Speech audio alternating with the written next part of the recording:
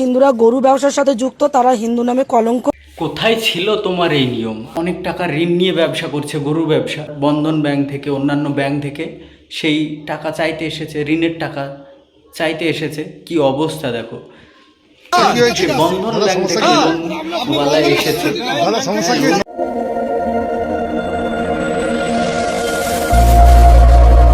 হিন্দুদের এত ব্যবসা থেকে গরু ব্যবসায়ী করতে হচ্ছে, তা হিন্দুরা গরু ব্যবসার সাথে যুক্ত তারা হিন্দু নামে কলঙ্ক।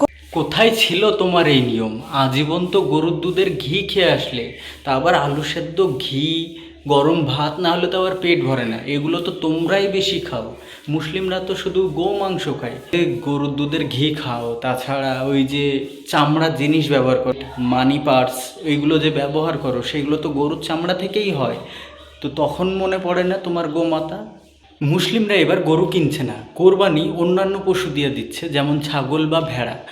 কিন্তু গরু এখন বিক্রি হচ্ছে না। হিন্দুরা অনেকেই আন্দোলন করেছে, আমাদের এবারটা অন্তত মুকুব যে করো, গরু আর না হলে বিক্রি নবান্নয় করতে দাও, আমি গরু কোরবানিটা হেঁটে হতে নিয়ে দাও। যাব। হিন্দুরা আন্দোলন করছে, মুসলিমরা কিন্তু করছে না। অনেক টাকা ঋণ নিয়ে ব্যবসা করছে, গরু ব্যবসা, বন্ধন ব্যাংক থেকে, অন্যান্য ব্যাংক থেকে সেই টাকা চাইতে এসেছে, ঋণের টাকা চাইতে এসেছে। কি অবস্থা দেখো, বন্ধন ব্যাংক থেকে লোনওয়ালা এসেছে, লোন অফিসার এসেছে টাকা। এবার হিন্দুরা একজোট হয়েছে যে আমরা টাকা দিতে পারবো না, আমরা মরে যাবো, সে ভালো, আমরা মরে যাবো, সে ভালো, কিন্তু আমরা টাকা দিতে পারবো না, আমরা খেতে পাচ্ছি না, তো আমরা এই ঋণের টাকা দিব কিভাবে? প্রচন্ড টেনশন হচ্ছে না। দেখো, যারা ঋণ নিয়েছে তারাই বোঝে এই ঋণের জ্বালা কি, ঠিক আছে? যারা অন্ধভক্ত তারা তো আর বুঝতে পারবে না।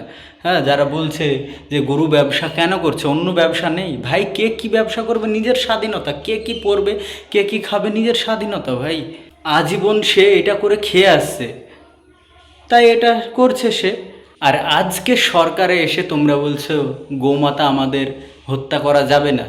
ভাই, সরকার ব্যবসা করছে এটাকে নিয়ে, সরকার।